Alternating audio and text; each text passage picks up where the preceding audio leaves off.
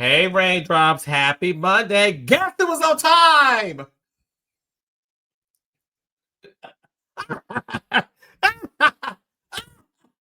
Okay, listen, we're on time and we are back at 7 o'clock p.m. Now, look, child, I can't promise we'll always be back at 7. So, look, let's just be thankful for small wins. We're back at 7 o'clock tonight. I'm on time. I see the raindrops in the chat. We are in the building. I hope you all had a great weekend. We have a jam-packed show tonight. We have Selena from Bell Collective joining us to talk about that explosive episode and to talk to Selena about what's going on with her and Mike, her fiance. We have seen tons of things with her and Mike this season, and we're only in episode 3. And you know, we got to talk about what went down in the DMs and how Glendale was confronted at Latrice's house party in regards to what is going on with he and Amanda and these DMs that continues this Friday, 8 o'clock 7 Central on OWN. Bell Collective is back. And after that, we are also going to get into recapping episode 3, is it? Yeah, episode 3. Is it 3? I think so. The Real Housewives of Potomac. So let's bring on my wonderful co-hosts. Ladies, gentlemen, gays and bays. Give it up for Claudia and Dustin. Heavy on it. What's happening, y'all? We can't hear you, Claudia. Claudia. You muted. Yes, you're muted, Claudia, with your tan line, son. Look at her, Dustin. I know, iced out. She's so icy though. You see that bust down Cuban on her neck? Look at that. Icy. Look at her trying to. And that's all right. Even though Claudia's so fine, even though we can't hear her, we can just look at her. We can enjoy that until she get that audio working. We can't hear you, Mama. What happened to your microphone? Listen, Claudia had a busy weekend. Yes, okay, Dustin. How about now? We're gonna go with the computer audio. Yeah, we can the hear devil, you. I'm sorry, y'all. The devil has been working. I feel like someone put voodoo on me. Tried. Okay, but it's not working. Okay, so what? My mic didn't work. I'll use another one. So that's fine. You will not hold me back. Anyways. So is there a reason why someone may have put something on you? Only if something's wrong with them, not me, because I'm a good friend. I'm a good person. And yeah. Well, you look beautiful. And so does that Cuban on your leg. You look good. Oh, okay. I'm in Miami again. This Thursday, I'll be on Tamron Hall. Wendy did her show last Friday. It was amazing. The audience was it was so good to be there. And I love Tamron. She's 55 years old looking like that. Like she's a baddie. She looks great. Gorgeous. Yeah. Her set, her audience, like the energy was insane. Like I was like, I got emotional on the show. Like I can't believe I'm every little thing it's not little to me. Everything I get, I'm like, I can't believe I'm here. You know, I can't believe I'm here. I still and you know like what's that. so interesting? Remember, Claudia, how we spoke a year ago around this time, and you were like, Carlos, if there's anything you got, let me know. If you hear anything, let me know. And I was like, Claudia, of course, if there's anything I have, I got you, sister. But I said, I just think you are being prepared for your next level of greatness. And with all of the success you have been accumulating from the movies to being on the Breakfast Club, yes, movies, plural, make sure y'all check out Run as well. But Tamron Hall is a big get. So to have that booking is major. By yourself, promoting your stuff, like that's incredible, Claudia. You should be really proud of that. I really am. I thought it was going to be like just about the prom stuff I was doing in Dallas, but it was like so much more than that. Like that was a segment, but it was more than that. And shout out to Tamron Hall because you know, in our business we get told a lot of things like, yeah, I'm gonna have you on, or I'm gonna call you, I got a movie for you, or we're gonna work, I got this, or and it 9 times out of 10, it's just talk. But when people are about it, Carlos, you included, you, James Zabose, Tamron. My other producer that gave me my first hosting job, John Johnson, who I always shout out. That means a lot to me, you know, because like you see a lot of I won't say gaslighting. I think that word's overused, but you see a lot of people that talk, but when it comes time to deliver, oh well, they wouldn't let me, or I got voted out, I got overruled, or I couldn't do it, and so it means a lot when it actually happens. So that's very special to me, very important to me.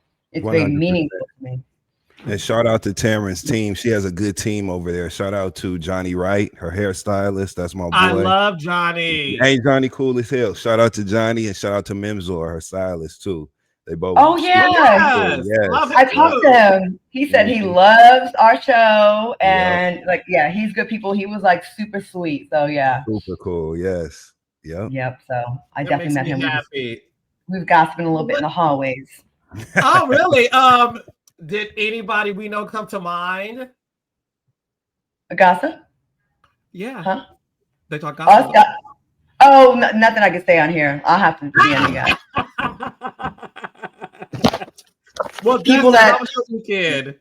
My weekend was good. I've been heavy in preparation for my upcoming comedy show. So just been writing in the lab, cooking. You know what I'm saying? Cooking in the lab, writing new jokes, writing new material. I'm so excited.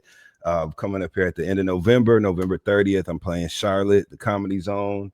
And December 4th, I'm playing Miami Improv during our Basel weekend. So very excited about that. I've just been I'm cooking, chef cooking in the kitchen right now. Just cooking up something new for them. Yeah. Oh, wait. And Carlos, how many shows you got on this week? You got some more shows you doing? Did you pitch anything else I got greenlit that you want to tell us about? No, I haven't. No, listen, I think what Dustin is saying, what you're saying, everything in this fourth quarter is all about the preparations for the first and second quarter. Yeah. So I'm doing a lot of like planting of the seeds, and it's been very fruitful. It's been very monumental. So I'm spending, and I do this every year, by the way, around the holidays after my birthday. I always spend the next couple of months just like focus on like the next year and getting things planned. Because you all know in our business, Hollywood is dark around the 15th of November. So I like to take the opportunity to just like, get things going. But no, a lot of great things are happening.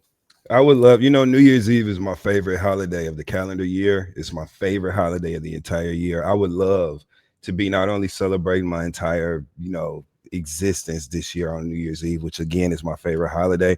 I'd also love to be celebrating some good news from you. So when you say that you're planting those seeds and setting up for Q1 and Q2, I just hope that we get the call before Q4 is over so that we can celebrate moving into Q1.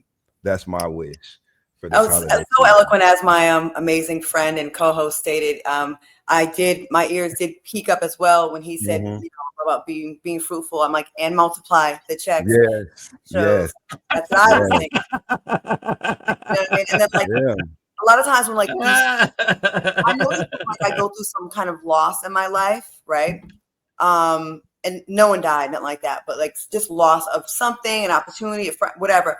Like right after that, like something else happens. We're like, it always happens. I don't know why. Not like a sacrifice. That's not what I mean. But like, it's like you leave something behind when you go to the next level. And I don't know why that happens, but I feel like it does happen a lot. Yeah. I mean, listen, everything, I'll say this, and that's why I brought up what I said to you last year, Claudia. I'm at this place in my life where I don't worry about nothing. I have anxiety over nothing.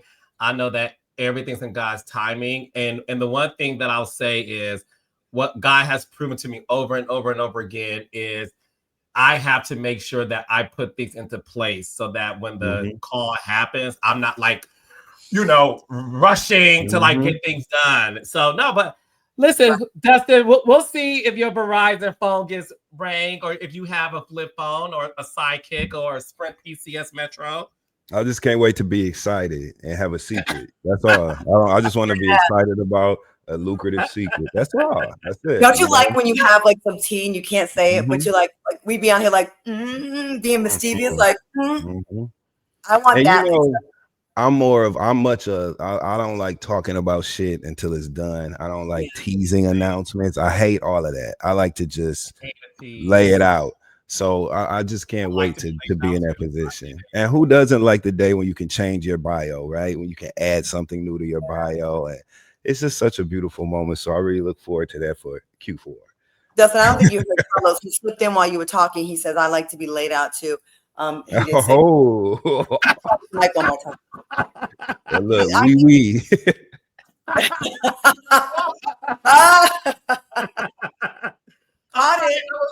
It was more like luxuriating on the beach. Oh, yeah. That's all I meant. Lamping. Yeah. Speaking of being laid out, I have to lay out what has been happening since our last live. So, Claudia, Dustin, Dr. Wendy posted on Instagram last night, right before the another episode of Potomac premiered. And I want to read to you guys what she said and what her husband Eddie said. Now, raindrops, in case you've been living under the Plymouth Rock, okay? Let me tell y'all what's been going on. Dr. Wendy and her husband Eddie has been accused of insurance fraud. They were arrested, bailed out on $50,000 each. And on top of that, Eddie is facing, I believe, 8 counts. Dr. Wendy is facing 7 counts. And they had their representative release a statement the day the news broke out. It has been, I feel like it's been forever, but I want to say, Dustin, what, 2 weeks? 1, right? 1 week. It's been 1 week. Mm-hmm. It's been 1 week since we were informed about the arrest. Dr. Wendy hasn't said anything. Eddie has not said anything until now. So, Dr. Wendy posted this gorgeous picture of herself. If you watched last night's episode of Potomac, I know Raindrop, she looks amazing. You will know that this is the outfit she wore in the episode. So, the caption read, "And through it all, God remains faithful. Thank you for the outpouring of love, support, and prayers for myself and most importantly, my family during this time. We are forever grateful." Tune into Bravo tonight for an all-new episode of The Real Housewife of Potomac. Now, before I get your thoughts on that, I want to read to you guys what her husband Eddie has said as well. Eddie still has Esquire in his bio for those who wanted to know. Eddie posted a picture of himself and the family. Beautiful, beautiful family. Eddie said, "Trust in the Lord with all your heart and lean not on your own understanding. In all your ways, acknowledge him, and he will make your path straight." Proverbs 3:5-6. Whoever exhaled like Whitney Houston on the soundtrack, please go first. As I was reading Proverbs 3:5-6, Dustin. Is this working real quick? Is this working? Yeah. Mm-hmm. Who's gonna go first? You want to go? You want me? You want to? Listen, I'm gonna say what I gotta say. You know what I mean? Because my thought is locked in. So if you would like to go first, you know the floor is yours. Yeah, I'm not locked in because I'm sick. I'm taking meds. I don't feel good. Whenever they use the God and the Lord and all this stuff, I just feel like it's overkill and it's a distraction. When I lived in Atlanta, the biggest whores were always quoting the Bible, talking about Jesus fixing stuff, and just like, God, the Lord has my back. I'm like, you just because you all here being a mess, right? And then you think because you can accurately quote the Bible here and there, that like takes away, it like neutralizes all the bad deeds. Now, this is not an indictment on them. We don't know, but it's not looking good. I think from what I heard from some little birdies, now this is speculation. It's a theory that it's not just them. I would not be surprised if this is not part of a bigger situation here, is what I think. And what the streets? Wait, streets. Wait, hold on, streets. You said what now? Maybe others involved? Okay, I don't know. I'm not going to confirm anything that I can't give you evidence on, but I just think this is I hope we're wrong for Dr. Wendy's sake and her husband's and her families and a beautiful chocolate Black family. Like, we don't want to see this. And we don't want to like celebrate your downfall. We don't. If you did, it's the stupidest thing ever with the high profile you both have. It's the stupidest thing ever with the profile. But when folks lean into the Lord and God and all this kind of stuff and take it head on, no, it's not true. Or yes, we made a mistake. But I feel like it's to throw people off. It's manipulative when you overly use the Lord after a huge felony is committed. And it's to me, it's plain in our faces a little bit. I'd almost like a more straightforward, listen, our lawyers will get to the bottom of this and we will be vindicated in the end. I would like that, but I feel like when you do that, you almost make it where like believers in Christ or religious folks almost feel guilty to question you because now we're going up against the Lord, perhaps in a way. And I think church folks are some are very good at doing that. And that is a distraction technique. It really is. In my opinion, I know I'm going to get dragged. Listen, I know I'm going to get dragged for this. But I see it all the time. And if you really think about it, being honest, people in the chat right now, think about people in your life that have done this to you. It shuts you up, right? Like look at the Republican Party right now. Though God is, you can't question it. I just think it's that we're checking for more of a solid answer, not something so abstract. Yeah, I think it felt tone deaf. I think it landed completely wrong with the intended audience. You post a glamour shot of you in full glam, done up, you know what I'm saying? Eddie, you post a picture of your family, you, your wife, and your small children, your minor children. Y'all both quote some God shit at the beginning of your post because we all know that, anything faith-based is an impenetrable defense for people who are into the Lord and God of anything. Anytime you bring up anything faith-based, religion-focused, anything about the Lord or God, people feel like that is a silencer. And it is something that everybody agrees you're not going to fuck with and you can't go challenge and go up against. You know what I mean? And that coupled with being accused of the things that they're accused of, it's a misalignment there.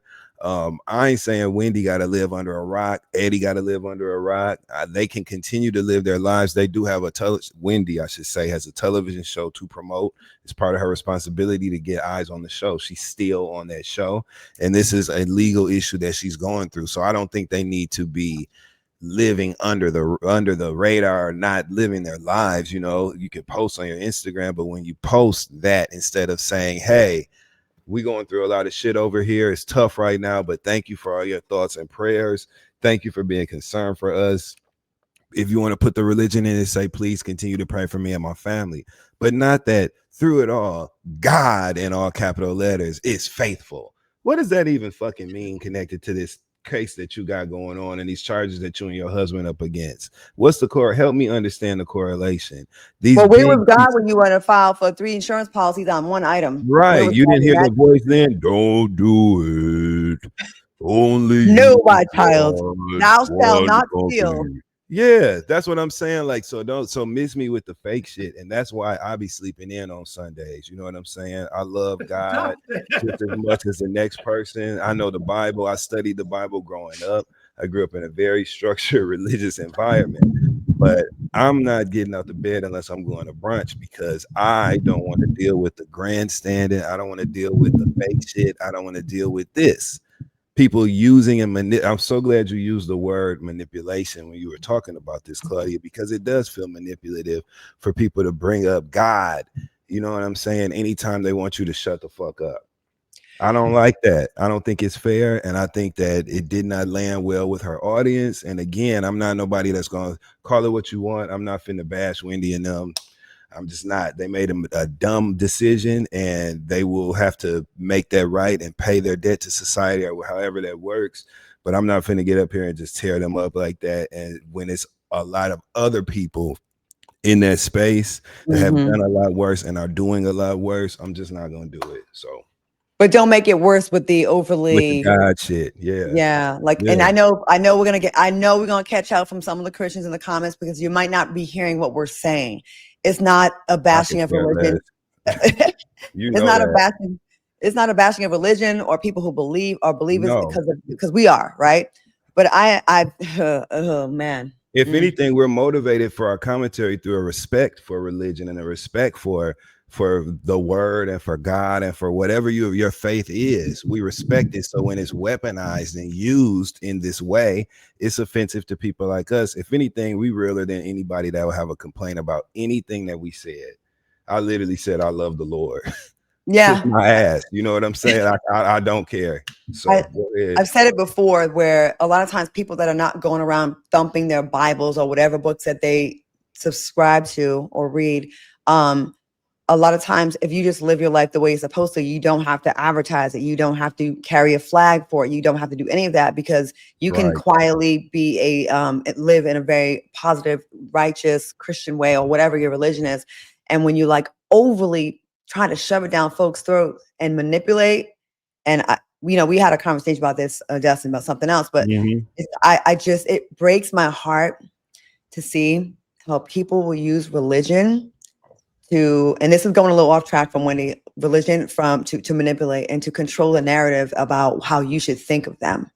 And that's something that we got to be very careful. There's a difference. I just want to, this is a very nuanced conversation. I don't want people in the comments who think that we're bashing their faith. It's not that, but if it only comes into play in your life when you're in the fire, in under fire, and then all of a sudden we want to hear, when you're about to go to court, it's about God. We don't hear about it when you get like in your everyday life, but then all of a sudden it's all about that. I'm like, Let me tell you something. This is Hebrews 11, 24 and 25 tattooed on my forearm right here. Okay. So don't play with me about the Bible. I grew up, like I said, in a very structured religious environment. And I learned the thing about the religion I grew up in is based on instruction and knowledge of the actual Bible. So I learned the book. I know the Bible. I understand religion on that level.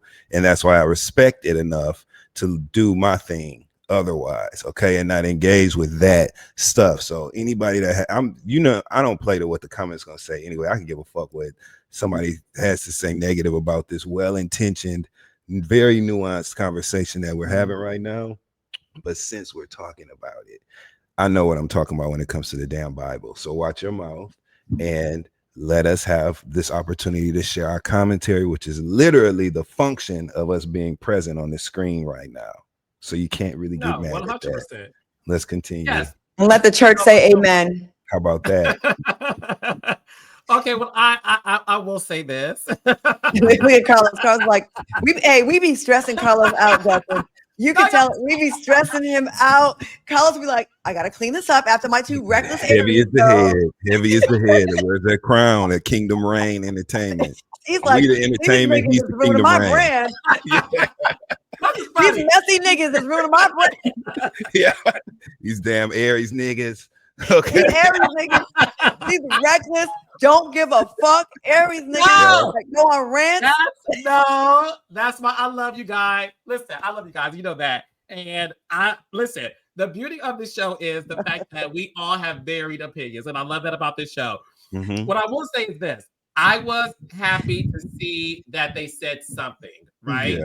Because I think so much time has passed to where their fans wanted to see something be said. Now, granted, when it comes to the post about God, the only thing I'll offer up is this.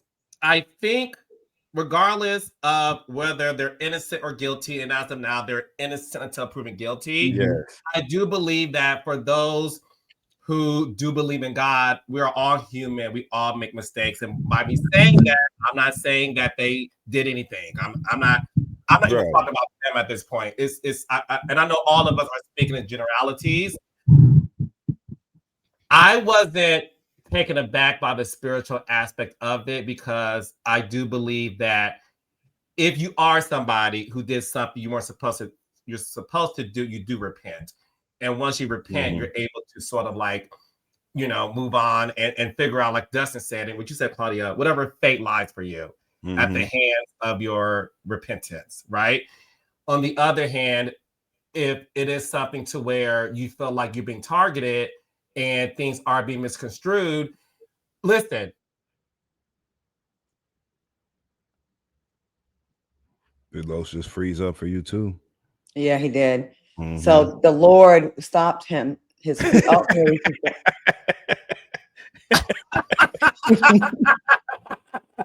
We're live. It happened. Oh, you are right. Oh, listen, the Lord just stopped y'all, but he stopped me. What I will say is this, and it's funny, I forgot my train of thought. The Lord shut it down. He said, He nah. did. No, That's some my bullshit. son. You about to defend some bullshit. I'm That's gonna go right. with the Rams on this one. No, What am my I gonna son. say? I was Look, gonna make a that's point. the devil working right there. That's right. That's the devil. Listen, what I was gonna Oh, say is this. You were saying Okay, that what I about was in saying- terms of the religion stuff, that you can repent after you've made a mistake. You can repent, and if you feel like you've been targeted, oh, I was paying attention. Yeah. If you've been targeted, that's a big deal for me. I gotta take brain pills. I have ADHD and all concussions and all kinds of I'm impressed with you, Jordan. I I have to love take this. brain I love blunts. this video. a brain I love blunt. this. That's what Yeah, I I think you're about to make a point about redemption, and if they feel targeted, that they can. Yeah, Mhm. and listen. The things that we are finding out so far is look, some rings are replicated when they get stolen. Justin, that is why you. I'm sorry, because I know you being dead ass serious. But it just, come on. And this is why I love you, bro. This is why I love you, because you got a good heart. Carlos, you gonna say, I mean, you know. Carlos be believing the best in people. Some He'd be like, wings- maybe they some didn't wings really are steal. Maybe, replicated. yeah, maybe she didn't sleep with the husband. Maybe the divorce was about to go final, and the last bit of paperwork was. Carlos will find a pathway to redemption for people he likes. Oh, you are so sweet, Carlos. Oh, I'm just And we be like, fuck saying. them, they lied. Yeah. And you be like, I mean, well, some rings are replicated. I like I'm not to gonna say give. that. I like to give an alternative view, not Alternative facts? Alternative Yeah. ring. Not Alternative ring is bananas.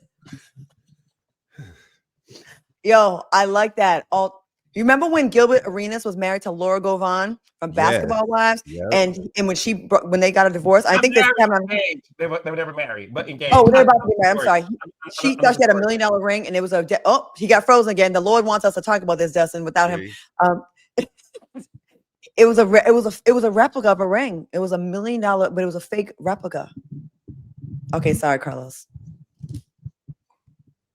I wonder how she found that out. Okay.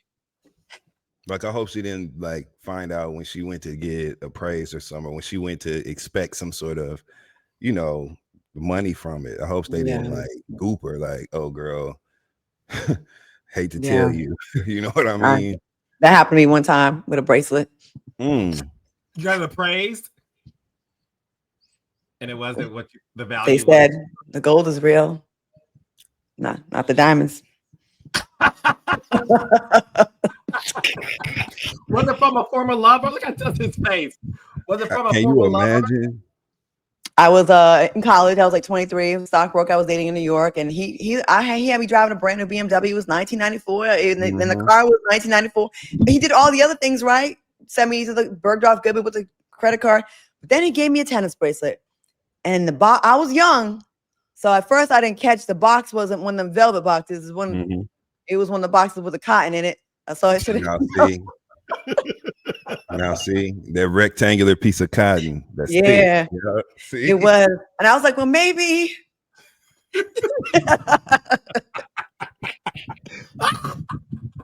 I was like, fuck him. I'm gonna sell his bracelet.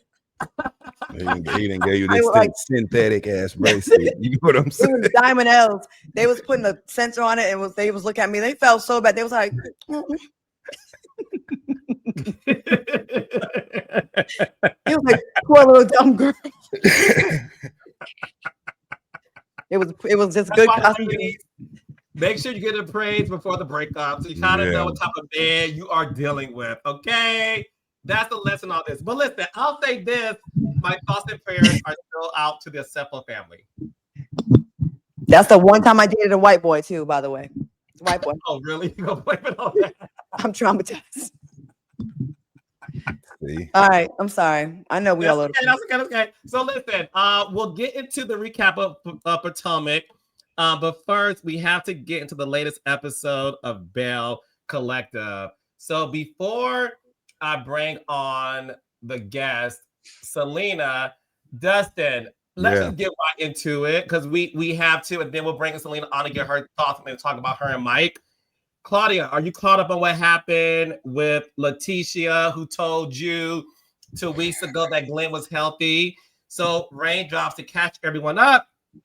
In the premiere episode, it was revealed that allegedly Glen was in Latrice's friend Amanda's DMs. Okay. Mm-hmm.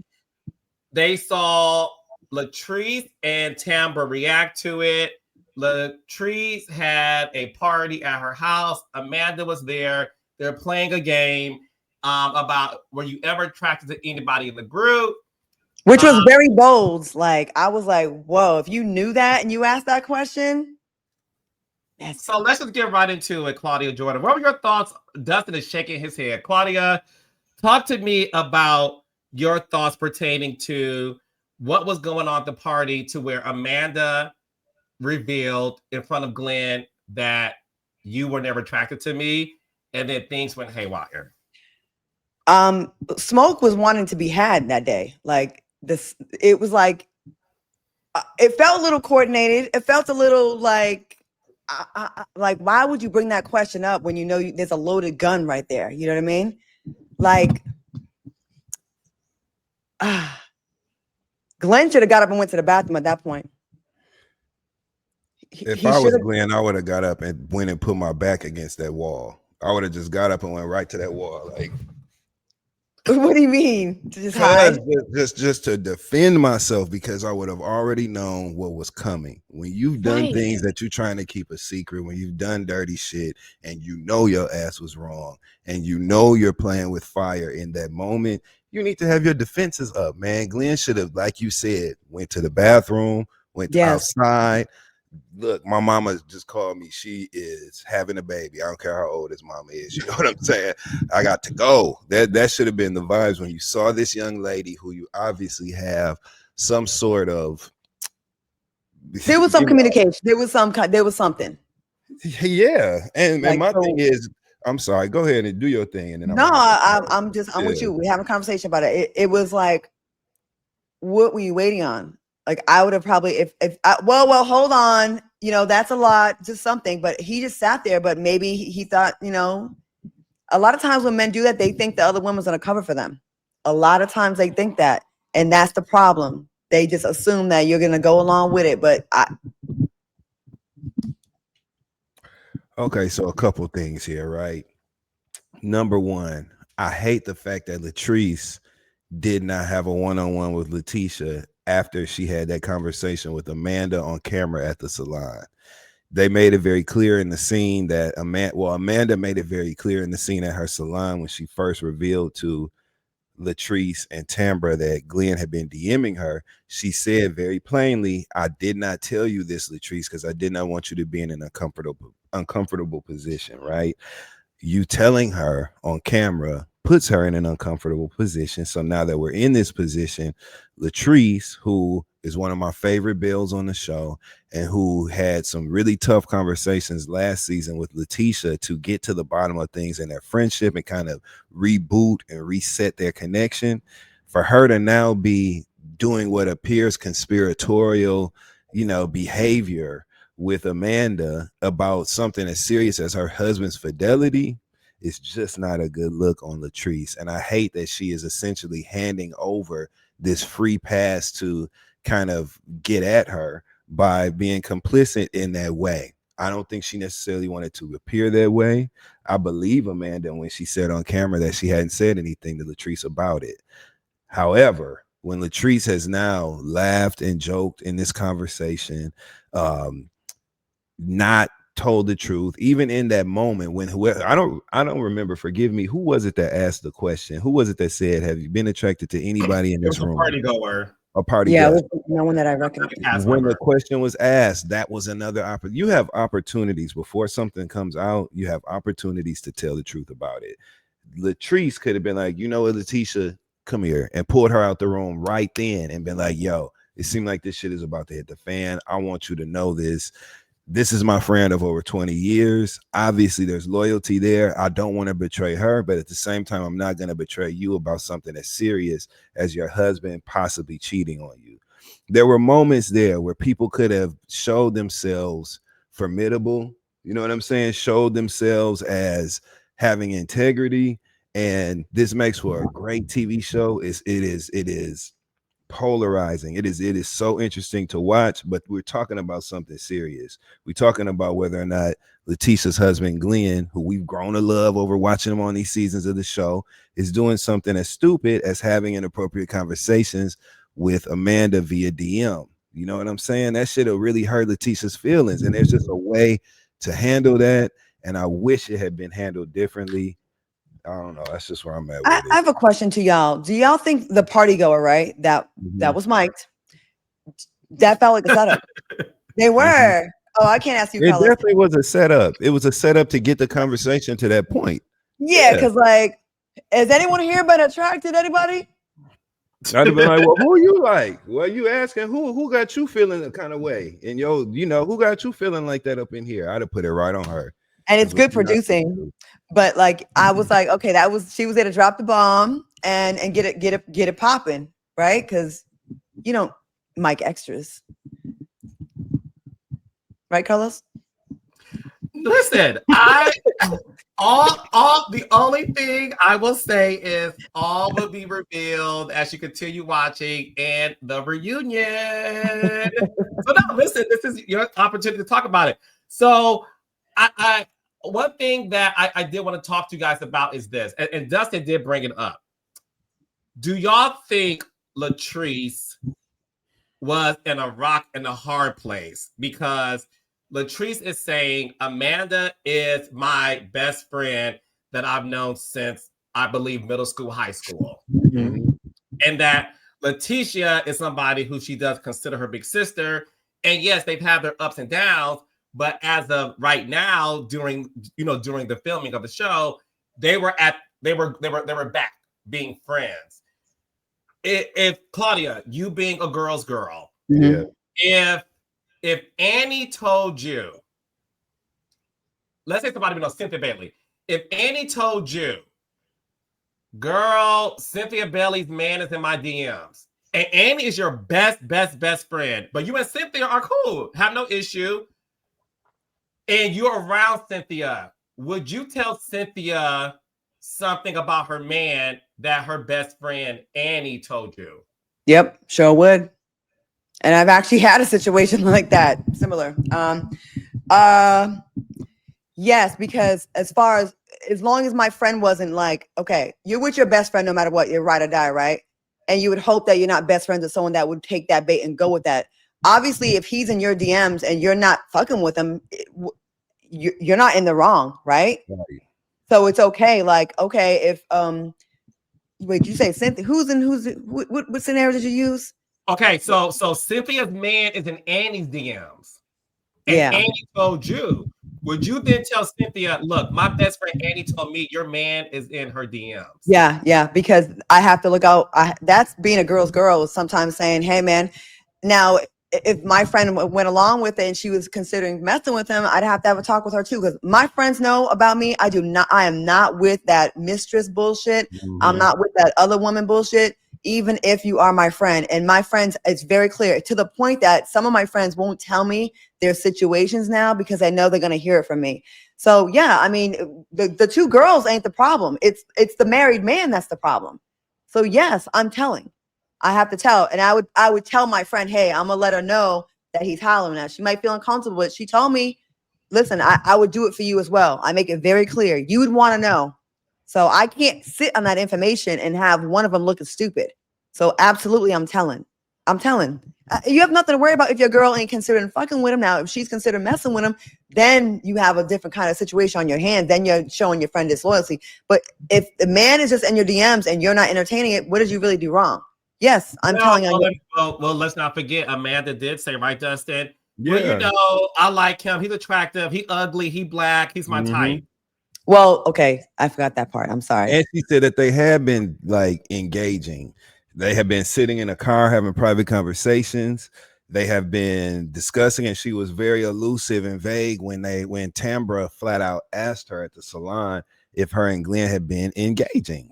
You know what I'm saying? She was vague and elusive in her response, which alluded to the fact that they had hung out privately, right? So that's a different perspective. Shout out to Amanda for being honest. Some can say to a fault, but she's being honest, and she brought that to the show. This is making for a hell of a season. I'm pissed because I've been watching this show since fucking season 1, episode 1. We done seen Letitia and Glen go through so much shit, right? The whole situation with the possibility of him having a child outside of their marriage. We went through all of that, got the clarity we needed, watched them start working on their problems, go through all of these things, watch them at the same time, though, be great parents to their son, right? See their son thriving. Finally see Letitia and Glen on the same page to the point where she's setting up massage tables and wearing silk robes on the show and catering to him. Baby, this is your day, okay? Now that she's doing that, we get this information.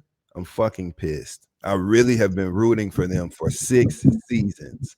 And for this to happen now is so disappointing. I actually really like Glen's personality. I like him and Letitia together. I think they make a physically attractive couple. I wish that they could have success in their marriage. And I hate that Glen is going out like this. I hate that shit. I hate it. And shouldn't you know better being on a reality show this long and having prior issues? Like, I remember when Mike Hill and Cynthia got together. I remember having a talk with Mike, was like my big brother at the time. We did a podcast. I said, look, you better be on your P's and Q's because this type of audience is way different than what you've ever experienced. He's like, no, I know. I've been on TV for years. I said, yes, as a sportscaster, the sportscaster world, the sports fan is don't care about your personal life. That's celebrity. Real celebrity is when people care about your personal life. And I told him, and he'll tell you the stories. I'm not spilling tea.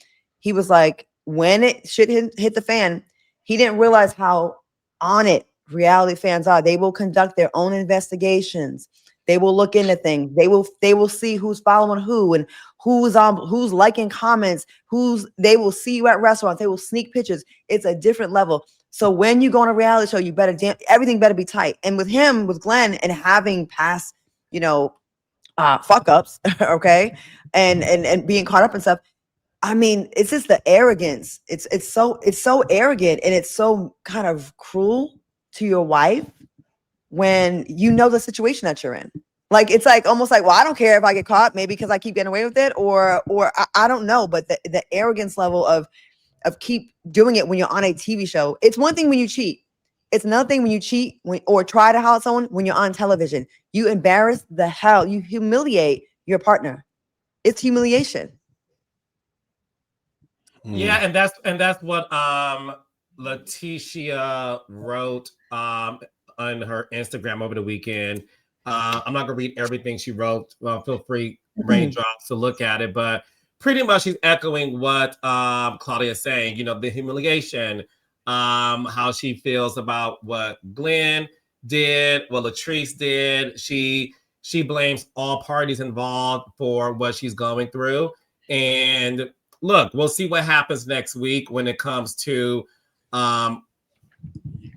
light exactly what the conversations are, because you will see Glen and Amanda talk about it. You will see Latrice and Amanda talk about it. You'll see how Letitia felt with it, and you'll see how Letitia and Glen deal with it. So all of that is happening next week.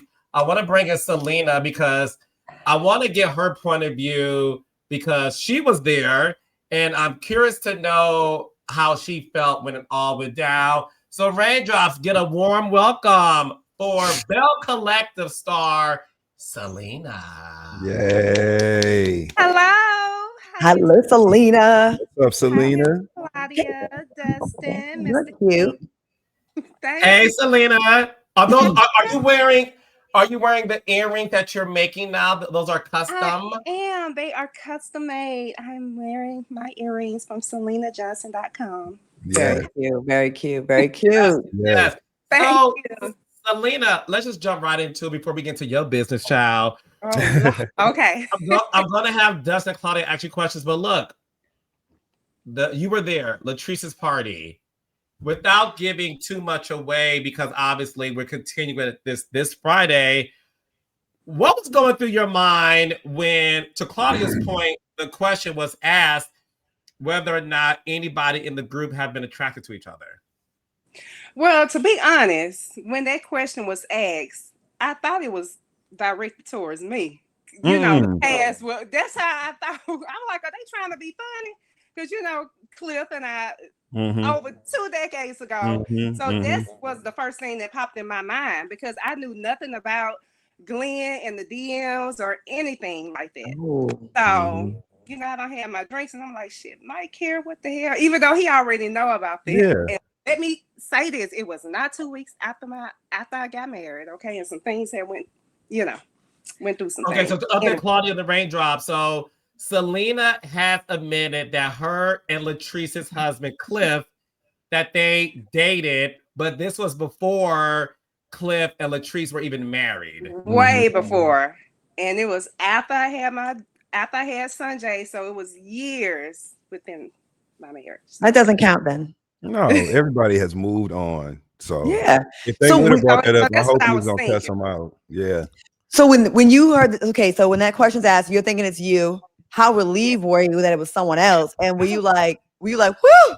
I was like, whoo, but then I was like, what the hell are they talking about with Glen now? Glen should know better. Don't be entertaining nobody, especially when you're on a platform like this and nobody inside the circle. Like, that's a no-no. Did you know Amanda, Selena? Were you familiar with Amanda? Yes, I've been knowing Amanda for years. Is she like, okay, we all have the friend that we wouldn't leave around our man, right? Where we're like, she cool, but I'm not leaving the room. Is she that girl? See, I don't know, because Amanda was into women. So now it's like, it's men and women, but... But first, her personality, though, right, Selena? Far as like her personality and what you've known of her character, like up until now, were you surprised to hear that she had been engaging in conversation with Glen like that? I was definitely surprised. You was. I was. So did she seem like a girl that was? Is she a girl's girl? I'm like, she is a girl's girl. Well, she was a girl's girl, but like a girl's girl in that other way. Damn it! See, I don't know. You know what I mean, y'all. Hey, man, I didn't take my brain pills today. You know what I mean? I'm saying like, girl code. See, I can't go that deep because I only be around Amanda with Latrice, but I actually, I think I knew Amanda before I knew Latrice, but it was like on some business type stuff, like with hair, the hairstylist. But how would you feel if you found out someone that you're, in the group or proximity knows your relationship, with your man, and he slid into the DMs and she wasn't offended? Like when someone with a boyfriend, with a girlfriend, and a boyfriend, a wife hits me up, I'm like, oh, why did you even think that I was with it? Right. You're muted, Claudia. Look, I'm up here messing with my computer. You're muted. Oh, the mic went down, Claudia. That's okay. Okay. Yeah. Plug it back in. Now you're muted. I'm mute. Well, while we're waiting on Claudia to get that together, I would like to know, because you are friends with Latrice. We saw you all have a great, and shout out to you and Latrice for having that conversation on camera about the gap in your communication. That was really mature. And I think it was a great example for people to see of how you can resolve simple issues with communication, right? Right. But after watching that, we were just speaking previously before you came on, and I was telling them how I feel like Latrice was in a pretty tough spot because she's been friends with Amanda for over 2 decades, right? She was working on her relationship with Letitia.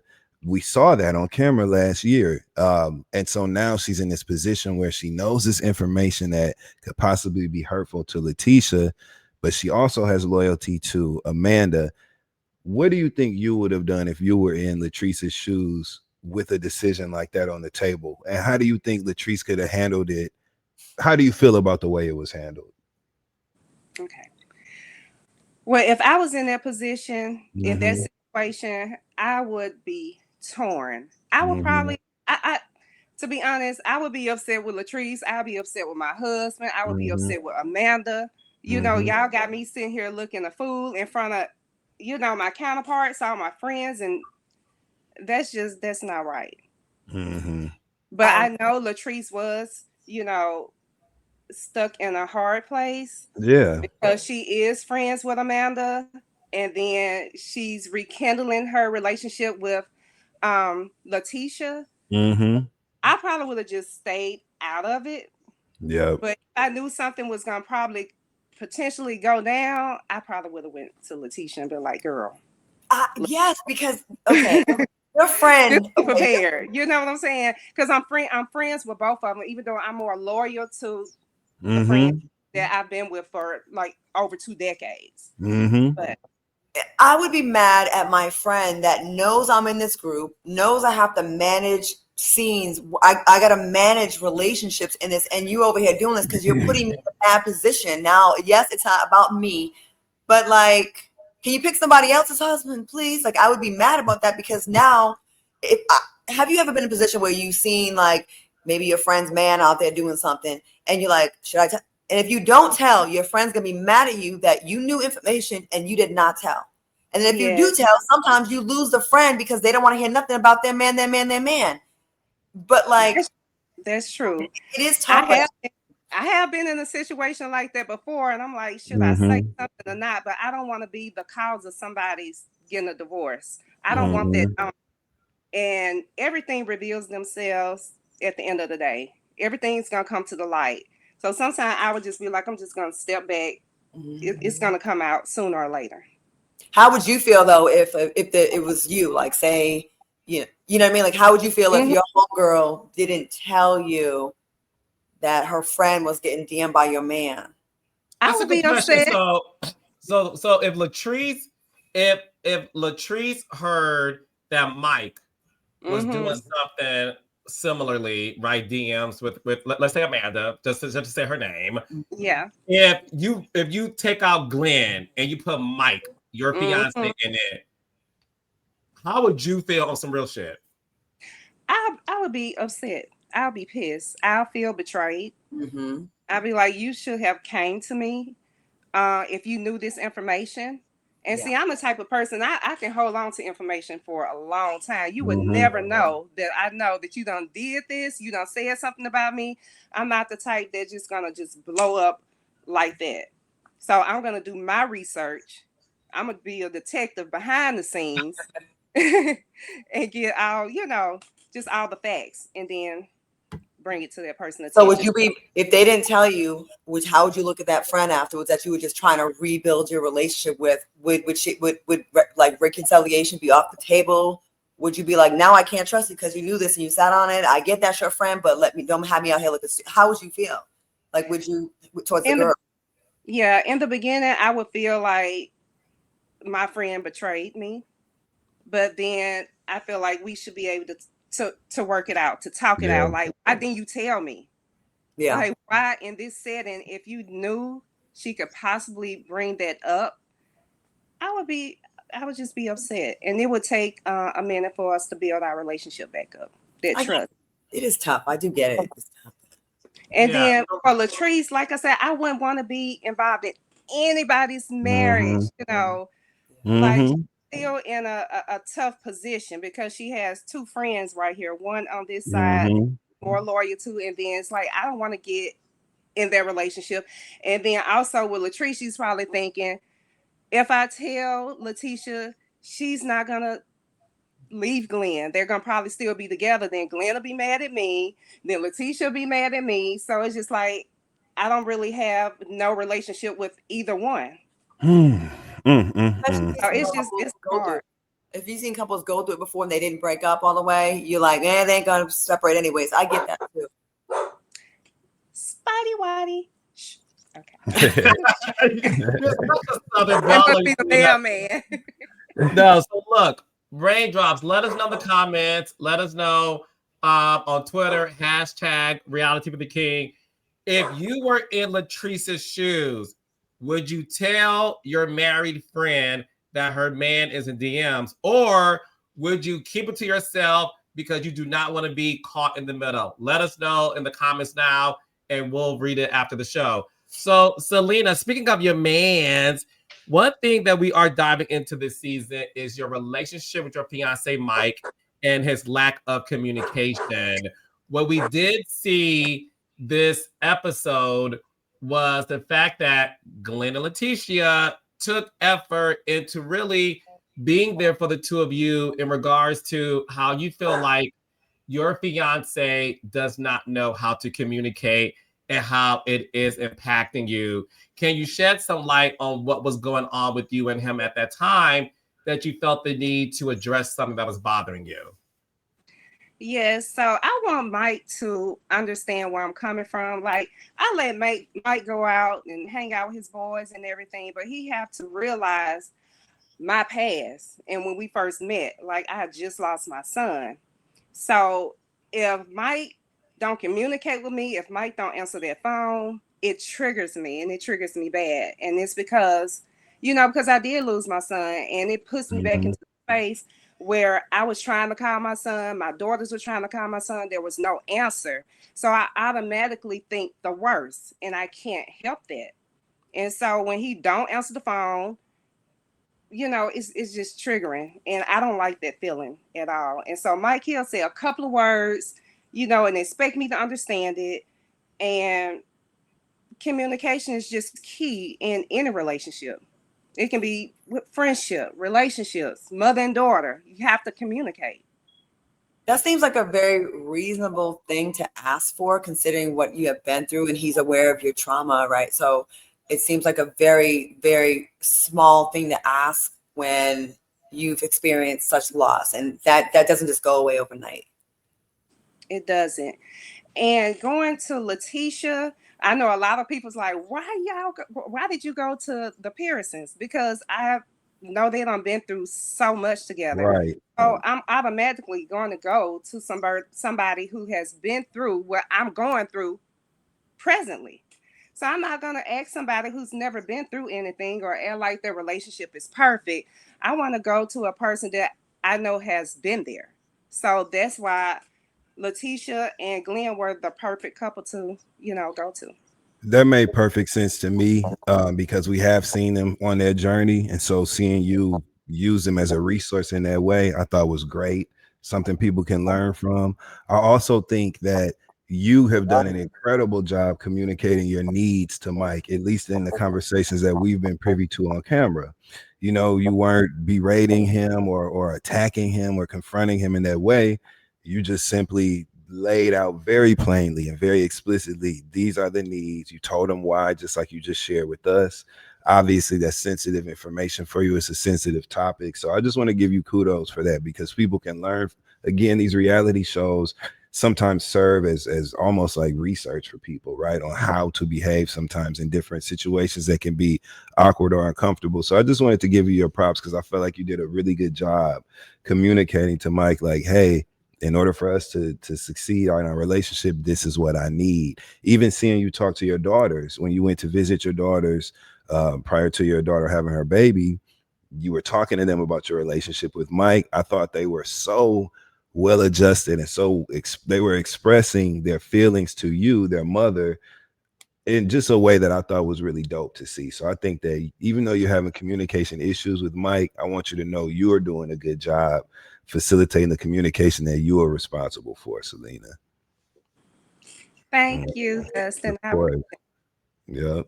Yeah. And listen, no, go ahead, Selena. Go ahead, baby. I mean, that's all I want is understanding. I just want him to receive, where I'm coming from. Mm-hmm. Do you think he has now? Do you feel a difference at all since you made that clear? He's doing a lot better. Mm-hmm. He really is. He's putting forth the effort. That's good. Oh yes. No more 18-wheeler purchases. Baby, because how do you? That's a lot. That is, yeah, it is. It is, and we're talking about getting married and moving in together, and purchasing a new home and everything. So I'm like, just talk to me. That's all I'm asking. Is he just used to moving on his own, like without someone to like hold him accountable, check in, like not used to check in? I that's what it seems like to me. Mm-hmm. I'm a different breed. I have been through a lot of things, and so I don't want to go through it again. because sometimes it's not like they're just being disrespectful to you. It's just they're used to just moving on there. Like if they moving along around without checking in. Like before you, was there a lot the space between the relationship you had before you? Was it a long space? So, like when I said, when we met a little before my son passed, and so I just let Mike just do him. But after my son passed, things changed. I still let him go out with his friends. I still let Mike, enjoy his life. But when I call you, you need to answer that phone. For sure. That's all I I'm have, gonna ask. Because it was a situation a couple of weeks ago with my daughter Sanjay, and it was something out of the norm. She was not answering her phone. Me and my other two daughters, the twins, we're freaking out. We're going crazy, like texting. Then we text our boyfriend. We was like, just what's going on? And it just put us back in that space with my son. And so that's how I feel with Mike. Like, if you don't answer the phone, I'm going to automatically think the worst. But Sanjay was like, y'all done blew me up. I was just asleep trying to get some rest. But we was like, don't do that to us. I don't know if men, and I know I'm going to stop talking so much, but I don't know if men realize how much patterns mean to women. Like that is everything to us, especially if you had some abandonment in your life, death, tragedy. A lot of us already have our issues with daddies not being around or what have you, but patterns, like that's usually how we can tell something's wrong with you. If you're not doing what you usually do, that's going to throw our nervous system into like a tailspin. I tell men that to me, I'm like, patterns, like when you switch off what you usually do and that's a trigger for me, of course it's going to be chaos for you. Like they're like living their best life, drinking a drink, not even thinking about like what it's doing to you. And I don't even know if it's on purpose, but I just want men that are watching this right now to know that when y'all get off your patterns and you know that's something that's important to us, it really does a number on us. And we're not nagging you, but it's probably kicking up a lot of old feelings. Exactly. one of the things that has been really great about getting to know you on Bell Collective, Selena, right, has been like your willingness to be so forthcoming with your personal story, right? Your family. This is your second season as a full-time Bell, and we're seeing a different side of your personal story this season, right? Much more focused on like your relationship and what's going on in your home. Previously, we saw like your relationship with your children's father and what that looked like for you. What has the difference been like in your experience filming this current season, season 6, versus the previous season when it comes to like sharing your personal story? Have you felt any difference like filming this season versus filming last season, and if so, how? Last season, the previous seasons, I was strictly focused on mending my family. I don't like to see my girls hurt. Like, I carried their pain. They love their father. And I just wanted them to mend that relationship. I always wanted to be cordial with their stepmother. That's all I ever wanted, but even before the show.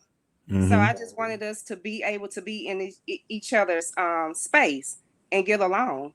And we still continue to co-parent, be there, because we're going to be in the same setting. We were just in the same setting a couple of weeks ago, my grandson, like christening.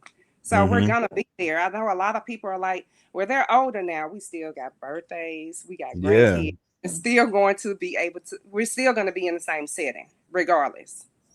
How was it being around your ex-husband and his wife since the show has wrapped, and the last time y'all were together, it was very contentious. So what is the status of y'all relationship together?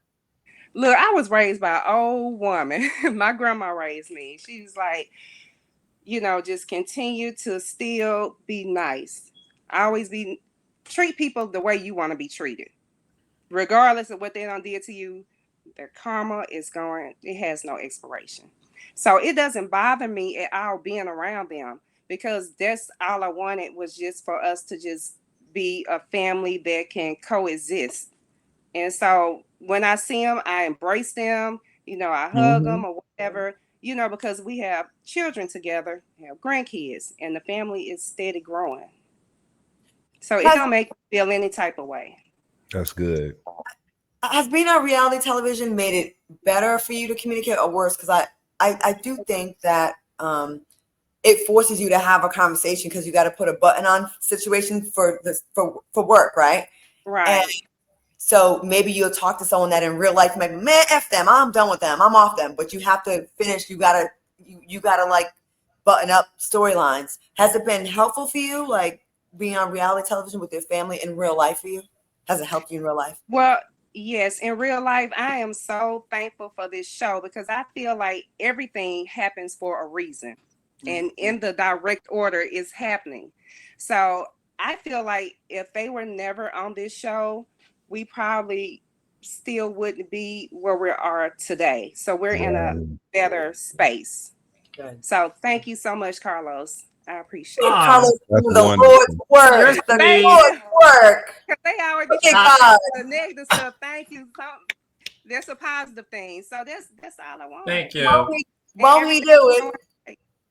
Yes. Well, look, well, thank you, Selena. It's what Claudia said. Look, reality TV is tough, but one thing it does do, it forces you to have these conversations that you sometimes avoid. And look, at the end of the day, what we always wanted was for you guys to be a united front as a family. And I'm happy that you guys are able to do that. And Selena, I'm so happy that you are a Belle. Thank you so much for everything you're bringing this season.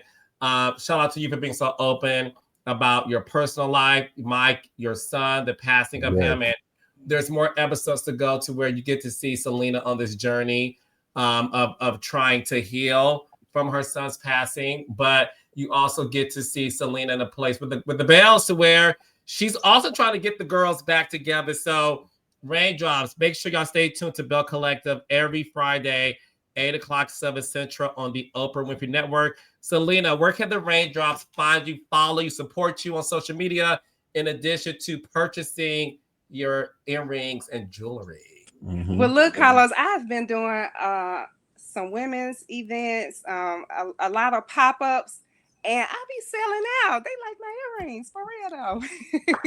So I'm getting my website together. I've been doing a lot of like in-person purchase. But my website is up, but you can't purchase nothing on there yet. But by the end of the week, you get that going, Selena. You know, TikTok shop. Selena, I like your vibe. You have TikTok is a great place. TikTok shop and all that. TikTok, I need to put it on there. You have Etsy, then my website.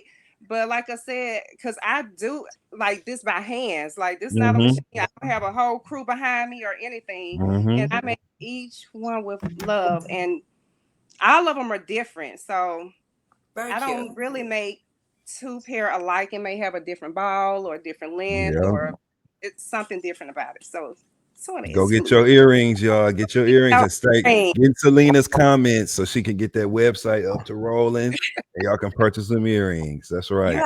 You have a very nice demeanor about you, very peaceful. Yes, it's like feels good talking to you. Like you seem like a very soothing, peaceful human being. I just want to say that, Claudia.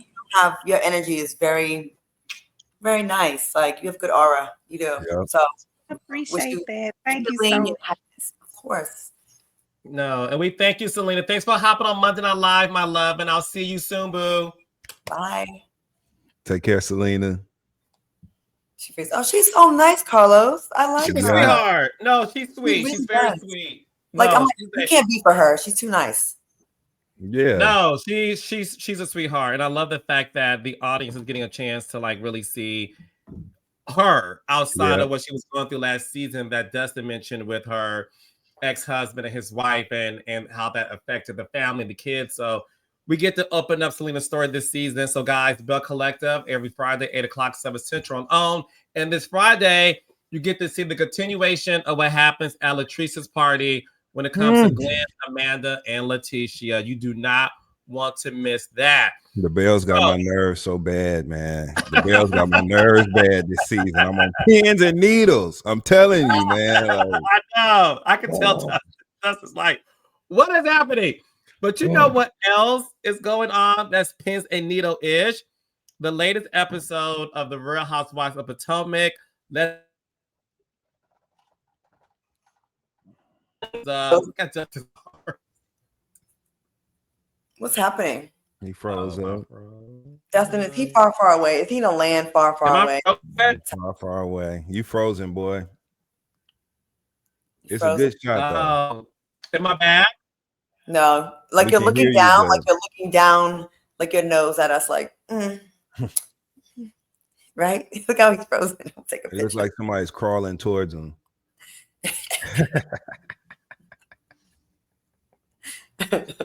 Take a picture of the screen, Claudia. Yeah.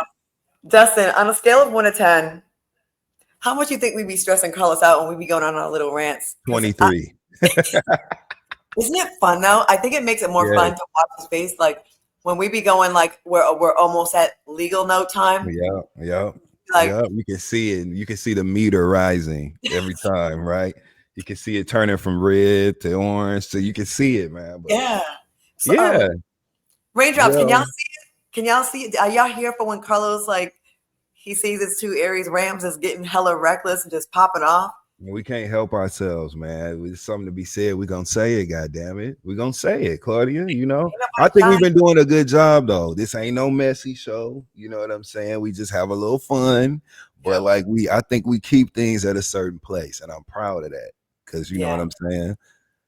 We give them the tip and not necessarily the shaft. Right. We put the tip in, or we like insinuate stuff and then back up off it. Like That's you think right. you talk about your method, you back up off it. That's right. That's right. There's a way. You know what I'm saying? There's a way to do this. So we just ease y'all into it. Yeah. Ease, skill. You know what I'm saying? So you got to be steady. Patience. And he's back. Yes. Carlos, you were missed. Well, listen, I heard everything you guys said, and listen, it's the stresses. You guys do not stress me out. I love it. My bad, y'all. Sorry, I'm in a different location. Undisclosed, that is. Where are you? Check this out. I don't know.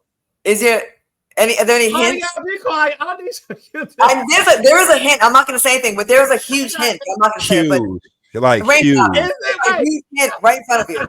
Like huge. Like, come on. It was premeditated too, right, Justin? And he's trying. I believe so, because I know how he travels. You know what I'm saying? I know how he plans things. He had to plan certain things. That was for that. You know what I'm really saying? Was. Yeah. But and it makes sense to me. Yeah, I know there's even more to the story. We're only seeing part of the story. There's more to it, more elements that make it total. But yes. Anywho. Anywho, so why don't we get into Potomac? Okay. Yeah. Now, the episode opened up. We saw Wendy and KK have a sit down. Wendy showed up in her purple rain, honey. By the way, great outfit with the glasses and the hot pants, the hot shorts, and the blazer. They're sitting on a bench. They're conversing. And in this scene, KK is pretty much telling Wendy that you are a different person on camera that you are off camera. That's the argument. In case you guys want to know, the argument is on camera, you act like we're friends, but off camera, you treat me very differently. KK is coming in hot. The fact that Wendy, listen, I know that you guys have a strong feeling about not you two. I know a lot of people have strong feelings about Wendy based on what's going on in her life right now. But what I will say is based on the scene, Wendy is keeping it cool, calm, collected, and KK is the one who I feel like it's a bait and switch to me. I think Wendy is being calm so that KK can be seen as the aggressor. 100%. And KK is doing a great job being the person that seems to be unhinged. Not saying that's a personality. I never seen KK act that way until now. But Wendy was very smart to make sure that she spoke calmly. I'll have Dustin mock Wendy. He does a better job than me. But I thought it was smart that she remained calm in order for in order for KK to act unhinged. And when she laughed at her, I was like, whoa, this is everything I thought it was going to be. anyone that's ever, not saying Wendy's a narcissist, but anyone who's ever dated a narcissist have experienced this level of frustration when you have a legitimate, reasonable, concern, like, hey, I feel that you do this. And they're like, oh, exactly what do you mean? You're overreacting. Explain to me how. A feeling is a feeling. If someone's feelings can't really be wrong because it's how they feel. And if someone's feeling, you should probably open up and listen to what they have to say. And this is where KK loses the argument because Wendy's able to control her emotions. And I've said it before, whoever controls their emotions in a scene wins. But until Wendy showed herself when she laughed like that, when she gave that laugh, it gave me wicked. It gave me, I know exactly what I'm doing. I'm playing the shit out of you in the scene. I'm owning you in the scene. I'm doing it on purpose. And if you look at the footage, the scene, a seal even jumped out of the water at one point. It was like, you see that seal? The seal that was behind? I saw the seal. What's wrong with you, Claudia? The seal was like, she's getting you. And KK didn't catch it, but it was right behind KJ's right shoulder. I saw the seal in the bay, and it got up in the water, and it was because it saw that Wendy, no matter what, I do think that KK probably has, I don't know that these people's business like that, but I think KK had a legitimate concern. Hey, I feel like it's different. Okay, that's her feeling. And Wendy wouldn't even entertain it. And when she gave that laugh, Wendy told you everything you need to know. She was enjoying the crash out. It looked, to me, in my opinion, she was like, oh, I don't want this scene. Because there's people that go into the scene to actually do a scene and get a resolve. And there's people that go into a scene going in there to control a scene and to make you look stupid and to flip it on you. And I think that's what happened here. And KK, you lost it because you were being, I think she was being authentic in her emotions, but Wendy kept cool and she knew what she was doing. And then it gave a middle finger thing, like all that. Yo, Wendy, that's an experienced reality star right there. That was an experienced reality star move, in my opinion. Well, yes.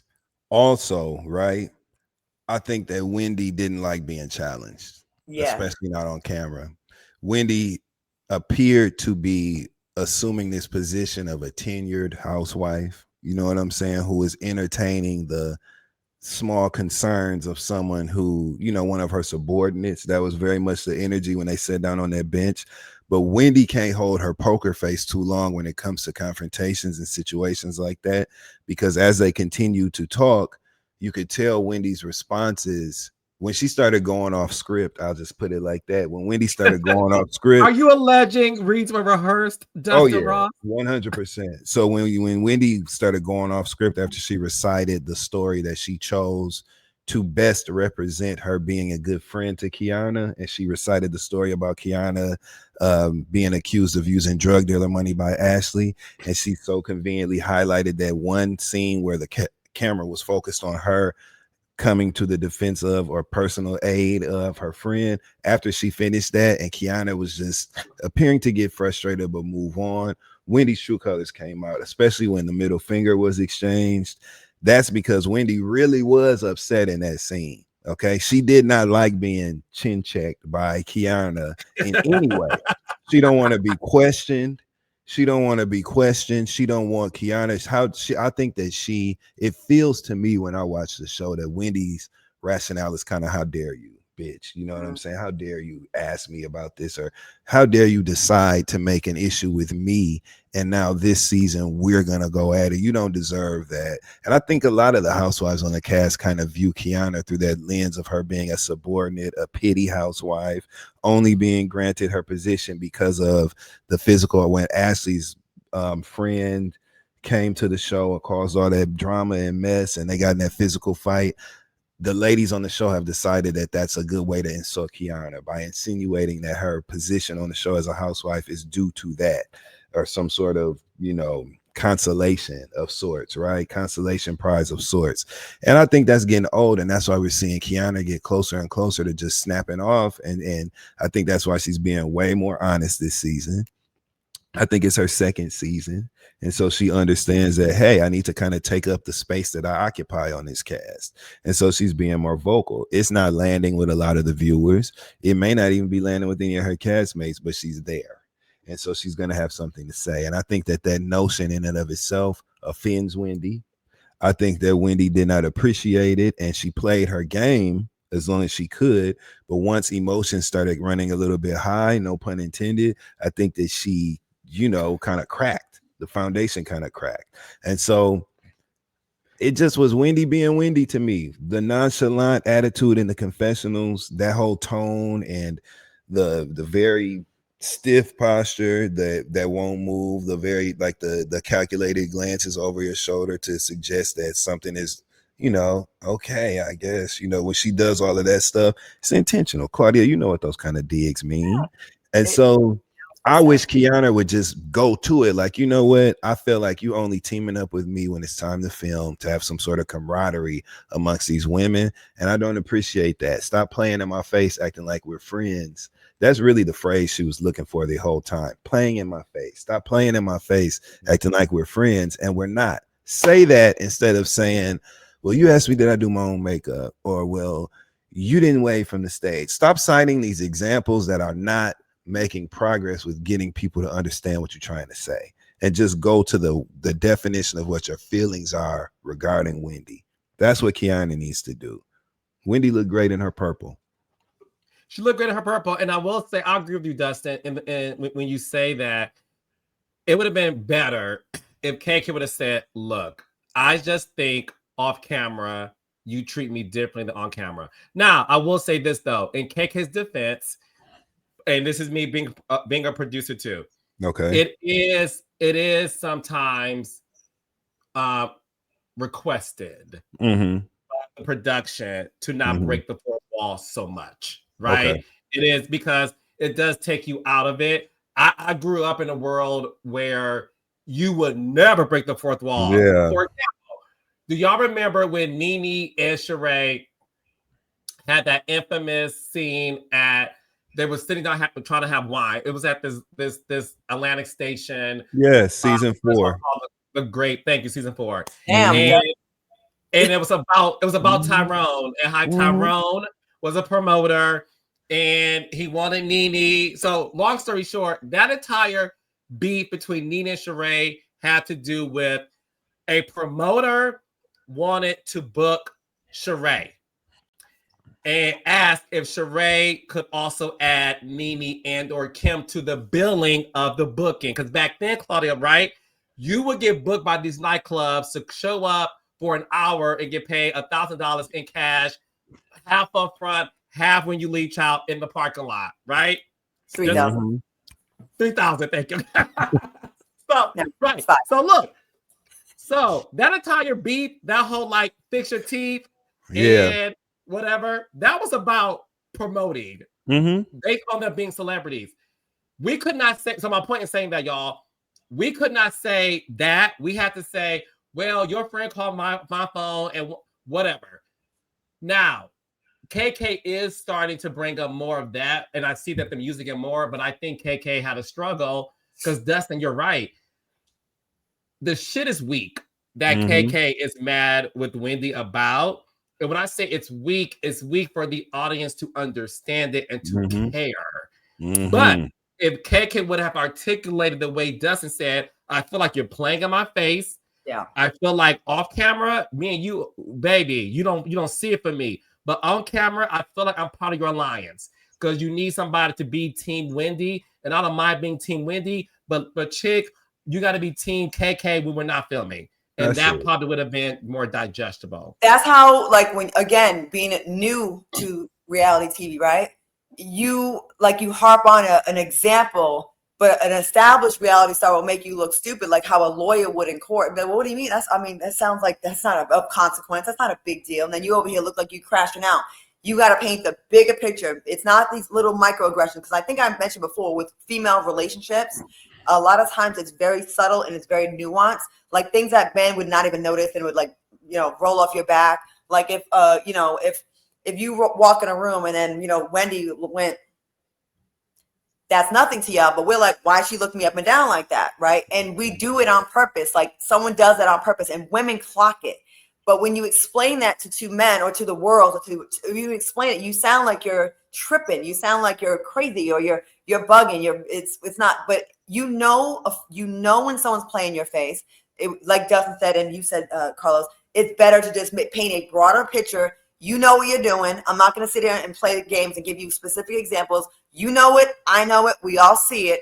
But when you give little examples, you actually give them an opportunity to chip away your argument and make you look crazy. And that's exactly what Wendy did. Like, you know, you could always be like, well, what do you mean? They'll gaslight you, right? Well, I mean, I asked you because I just wanted to know. It looked different than before. But we all know that it was a shady comment, okay? Better off to not get into the weeds with the examples and paint the broader picture. Because then we can rock with you on that. But, you know, no one's going to, a lot of people ain't going to come to your defense with that makeup thing. They're not weak. How did y'all feel, though, when y'all saw them leave the scene together, laughing and doing... Confused, yeah. Yes. So I want to get y'all thoughts on it. When I saw it, I thought as well, all three of us are saying that Wendy is a professional reality star. She stepped on the newbie's toes. Like, what you're not going to do is use your second season as a champagne flute holder coming for me. And I'm laughing at you because I know that you're doing this for a storyline. I feel like Wendy was patronizing her, like, girl, you're doing this for a storyline. You're trying to run this scene and run me. And I felt like No Shade KK also knew, okay, I'm a little bit more hype than I normally would be because this is a scene. And I felt like it was two girls on the same show, like, we see each other. And in real life, we're not that mad. I get what you have to do. Once again, not to break up season 4 Atlanta Housewives, it's when Dustin in Africa, when Sheree and Marlo have their... If y'all watch that scene, Sheree, Claudia ends this fight, this verbal fight between her and Marlo. She goes, and I was there, and I knew what Sheree meant. She goes, oh, I see what you're doing. We good. We good. I see you, girl. We good. That was Sheree saying, you are a friend of, you want a peach. You need an argument with me. I got it. And they were able to like move past it. I think that's what Wendy and KK were doing. It seemed like two girls work like that just got off work. After all that argument, it did. Good. Yes. It was too. Sorry, I wasn't as sharp on bells today. But I will say this. No, you were actually. By the way, you actually were. I tried. I was like, Dustin. Yeah. Okay. It looked like two girls that got off work because you took us through all that. Even the seal came up out of the water to clap in the, like, I'm telling you, go back and watch. To walk off like that, arm in arm, because if I'm that mad at someone and a girl just laughed in my face, we ain't walking off arm in arm. Like, it looked like two girls that they got off work.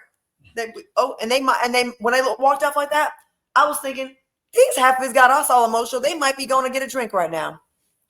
And also, to KK's argument. As far as Kiana, as soon as Wendy sat down on that bench, I would have been like, did you do your own makeup? As soon as she sat down on that bench. That's good. But yes, you know what I'm saying? Like, ultimately, they both pretty. They both dress cute. I like seeing them on the show in scenes, whether they arguing or getting along.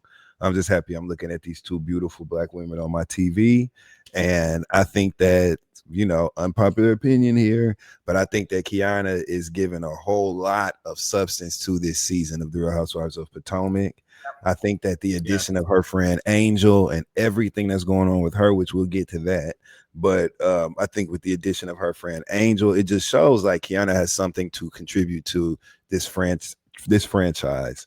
And I'm excited to see her cherry blossom bloom. So I think we need a girl like Kiana because after years on the reality shows, everyone starts to be like a Wendy.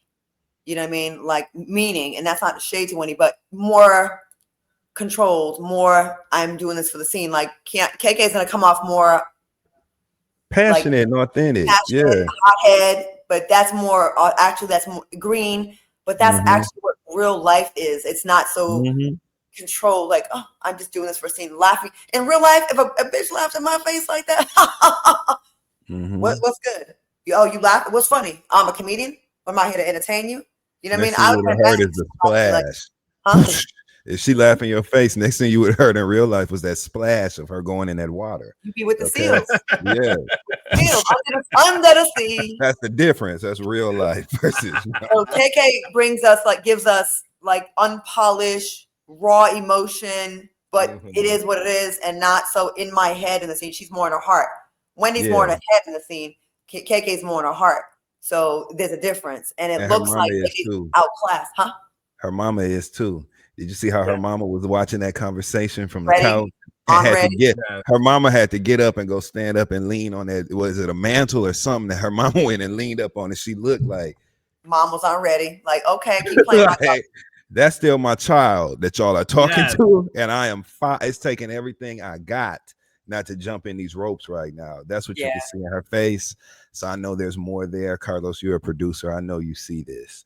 But and that so, will be that will be used against her, though. That will be used against her. They'll try to demonize that and make it like she's ghetto or she's a hothead. But that's actually how people would react in that circumstance when someone laughs in your face or tries you. In real life, people forget. Like real life, what would you really do if someone laughed in your face like that with a full bellied laugh? Like with that mouth, like when you do that. Now, one point that I do want to make regarding Kiana and her history and stuff like that. I thought it was rich that Ashley and them thought that Stacey went too far when alluding to or referencing Kiana's situation with that girl that was Ashley's friend that she had the physical altercation with. When Stacey brought that up lightly in an argument, in a verbal argument, right? Ashley and them jumped right to, oh, that you went too far, and oh my God, like that's too far. But y'all can say her breath stinks.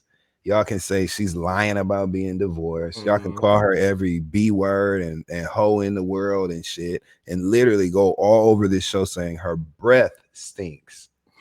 But it's too far for her to make take a slight dig regarding that situation. I just thought that was rich, personally. No, it goes to show you sort of like what we all seen on these shows, the contradiction in terms of how one woman gets away with something that the other doesn't, and it kind of promotes this alliance that they have, right?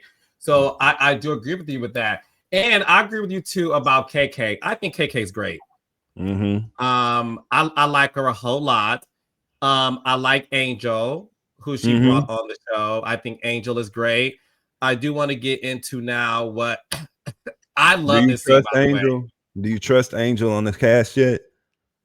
Do I think it's too soon for me to call. What I will say is Angel has what Claudia said KK has, which is this naivete of being new to the show. And I think when it comes to Angel, I think Angel is trying to find her place. Let me remind that. She's trying to find her footing with this cast, because the elephant in the room is she has watched the show. Duh. She has watched it, in my opinion, since season 1. And she already, not her fault. She's come in with preconceived notions about these girls.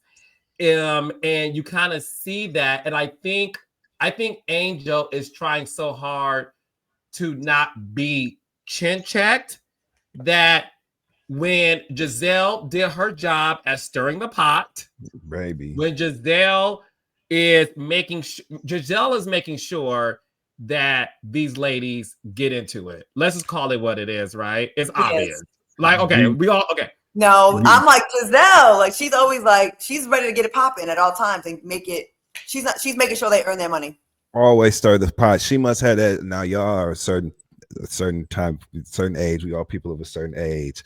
Y'all remember them big ass fork and spoons that people used to have on the wall in their kitchen back in the day? The big, it'd be a huge like fork and spoon of wood. That's what Giselle be stirring that pot with. Okay, I'm surprised we ain't seen that on the wall in Hotel Giselle, because she is constantly. She flat out told them. I literally busted out laughing when I was watching the show, and she said to them, "Oh, okay, because we're gonna talk about that next time we see each other. We're gonna talk about that." I screamed when she said that, because I'm like, she don't. You talking about breaking the fourth wall? She don't give a damn no more. This season 10 Giselle is like, I know why I'm here, and Karen ain't here right now. So let me go on and fully step into this role. I kind of like it. I like it. Too. Loved it, but I busted out. I could not believe Claudia said that to them. Huh? What did you say, Cal? I see that being you. If you are on another reality show ensemble, I see you being Giselle. I see you being somebody who's like, no, you said that. Well, like Dustin said, well, the next time we see each other, I'm going to bring it up, which to me was what was an indicator of I'm going to bring it up on camera, which is why Angel made sure to have the off-camera conversation with KK because she let's be clear. Angel told KK after that scene, Giselle is doubling down on you saying you chin checked me. And KK was like, I must have said it. I believe, this is my opinion, I believe Giselle really spoke to the producers and said, I'm not tripping. She said chin check, right? Because she is sure she said it and KK isn't. Angel messed up. And Angel, this is when you are new and you don't realize when you're being sunned. Okay? Because Giselle is mother. When you said to Giselle, Tia, and Wendy, look, because let's be clear, everybody checking me, especially based on what she went through last year. And I was like, and they caught it. Wendy, smart. Are you referring? Doesn't do her voice, please. Oh, so are you referring to the incident that took place? The incident? Oh, okay. What?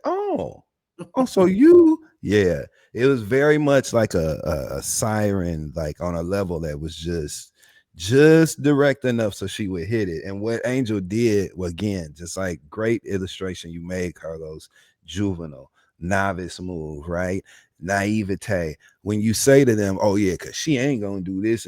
Anytime you make a statement like that about somebody that's not in the room, your ass is getting held to that the next time y'all are all in the same. The flashback scene to make you look dumb. Yeah, and we ain't even gotta hide it. Giselle said flat out. We talk. Producers be like, oh yes. They love a flashback, make you look dumb. Rewind and you saying exactly the thing you said. I ain't never said that. Or they run that tape. I feel like Angel is calculated. I feel like she's very calculated, very strategic. And I feel like she's playing a game with her friendship with Kiana that Kiana is not playing with hers. And I don't know how I feel about that. I don't know how I feel about that. She does watch this show because she did post something about what she does for a living, explained it, and they had something like a clip of us. Oh, that's what's up. I'm glad she cleared that up. And thank you for watching. But I feel like, you know what I'm saying? I just feel like there's some strategy there. You know what I'm saying? I feel like there's some strategy there. And I feel like y'all know how I am about friendship and loyalty and relationships. And I don't like nobody playing with a friendship for the sake of TV. Whatever the fuck she's doing. And I know I wouldn't have handled my friend the way that she handled Kiana so far on the show. And between the two of them, I've seen Kiana exercise a little bit more care with their relationship. And it seems like Angel has been willing to kind of put it out there. And again, it's fair because they're on this cast together. You know, we got to follow the journey, the ups and downs. But it's just a way you move. And even though we're only 3 episodes in, or 3 episodes in, right? It's still early, so I'm not gonna call it just yet, but I'm seeing signs of her being willing to cross a certain line with that friendship that makes me uncomfortable. So we'll see. You know what it seems like when people go on shows, right? And they make a pact before, like, okay, look, we ain't gonna do that to each other, blah, blah, blah, blah. But then you get in the scene and your friend's like wilding out. You're like, hold up, are we still sticking by the pact, or are you just doing this for the camera? I don't really know right now. And it seemed like one's still going by the old rules. That's what happened with me and Omarosa. We were on the show and we made that pact, like, okay, we're gonna not drag each other. What was this? A Celebrity Apprentice. Oh, we're gonna wait till we get each other into the top 5 or whatever, and then it's all systems go. But let's not do it in the beginning. And early on, her little snake ass, of course, immediately went to her default settings, which is evil, and violated. But I'm still thinking, wait, are we still going by the old thing? And you're just like, not, you didn't give me the update. So I don't know. We'll find out, but usually you do that with a friend if you're both, or the person, like, hey, we the newbies, let's not do that to each other. And then one violates and you're like, do I go with it? Or if you gotta have a conversation like that, that ain't your friend. Sorry. Anybody, your friend is not even going to consider putting you in a real, actual, uncomfortable, disrespectful ass situation. A real friend is never gonna do that to you. So if you even have to set those kind of terms with a motherfucker, like, oh well, you know, we can't disrespect each other. What? That's not your friend. You know what I'm saying? You should like that is not a friend to me. And I would have known off rip when she stepped to me with that as we were approaching that Celebrity Apprentice show. The minute she stepped to me with that sort of like, okay, let's have a conversation about, I'd be like, oh, okay, this ain't my friend. Well, she was never like one of my, you know, she was a Hollywood friend. Like, you know, we was that kind of friends. Yeah, but I do agree that I think the jury is still out on Angel in terms of her loyalty to KK. But what I will say is, I if I saw my friend who I got on the show, because let's be clear, Angel's on the show because KK referred her. They've been friends for 20 years. If I saw my friend who I referred to on the show have what Dustin said, like this sort of like bravado-ness, right? Like, oh, because let's be clear, I would feel some kind of way.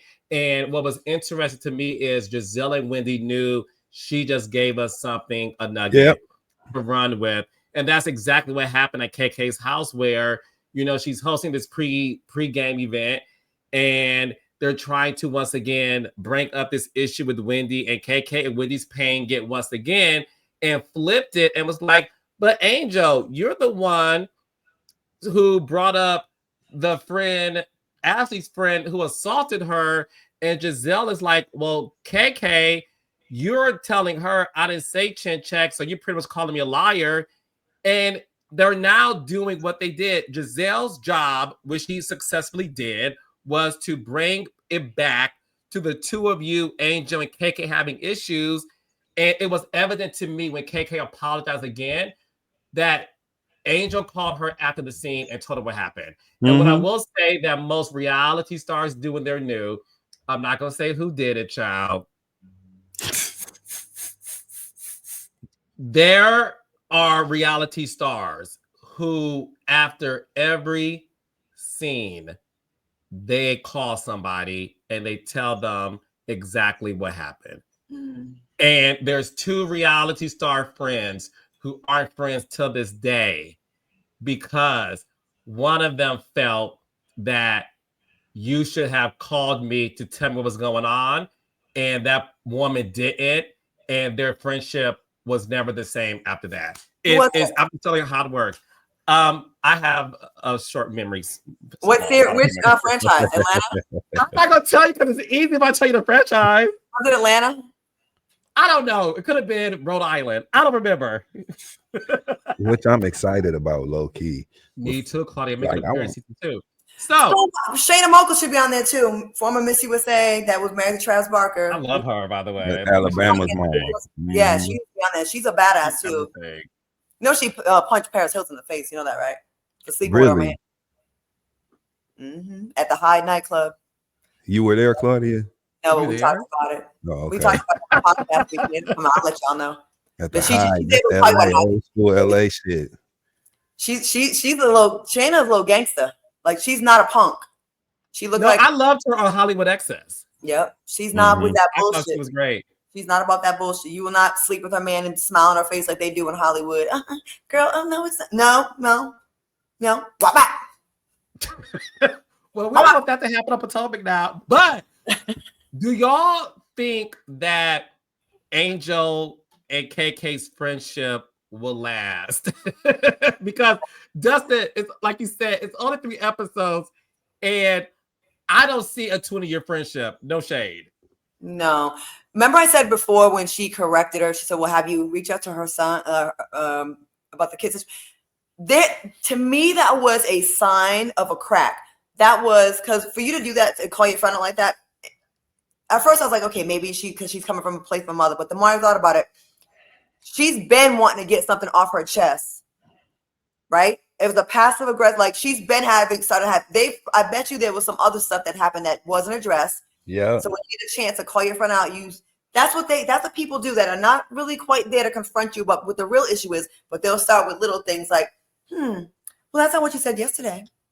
Remember, I told you, women friendships, female friendships, subtle little things mean a lot. They speak volumes because your girl would not do that shit. Your girl would be like, you always right, even when you're wrong. But when you do that in front of a group of new people, there's something that she's not telling her. There's unresolved. There's something bigger she's mad at her about or has an issue with. Maybe she's like, she's not trusting her like she used to. There's something there, and it will come out. If we're 3 episodes in and we're all seeing it, by episode 7, it's gonna be World War III. And y'all can miss me with that conversation of, oh, don't nobody want to see people play along. The show will be boring if they get along. Robin and Giselle was on that show for 8 seasons together and never had not one argument. And nobody ever accused their friendship of being boring. There's a way to really be friends with a person on an ensemble cast reality show without your performance falling flat. And so I just am a person who don't believe in going against betraying my friends and shit. I just don't. Hell no. I'm just that way. Everybody know that. Y'all know how I give it up on this show. When it comes, I don't believe in that. So I did not like what I saw from Angel, because that's who it belongs to. I saw Angel exhibiting characteristics that reflected a lack of respect for their friendship. And I just don't like what I'm seeing. I hope she proves me wrong, because I love seeing our family. I love the fact that we'll get to see them purchase a home on the show at some point. Like all the things that are exciting about watching rich people on TV. And you know what I'm saying? I love the fact that she's got a family that's willing to film, an extended family that's willing to film, a husband that's willing to participate. All the bones are there. I just see red flags when it comes to the way she's handling her 20-year friendship with Kiana. I just see red flags. That's just me.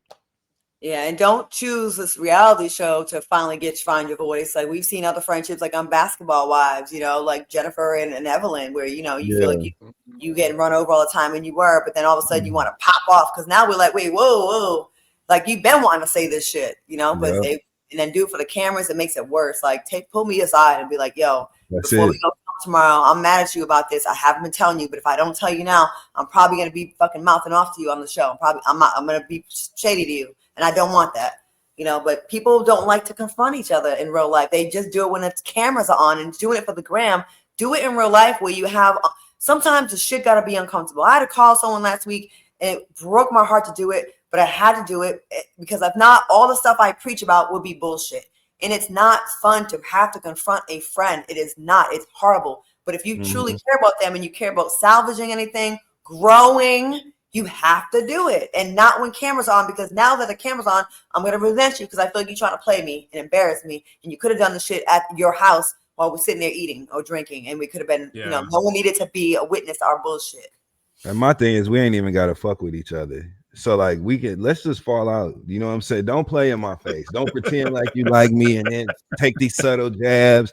If anything, just stand in it. Dustin, fuck you. I hate your guts. And we can fall out, and then at least we know where we stand. You know what I'm saying? Exactly. Don't be putting subliminals on Instagram stories. No, none of that. Is that to me?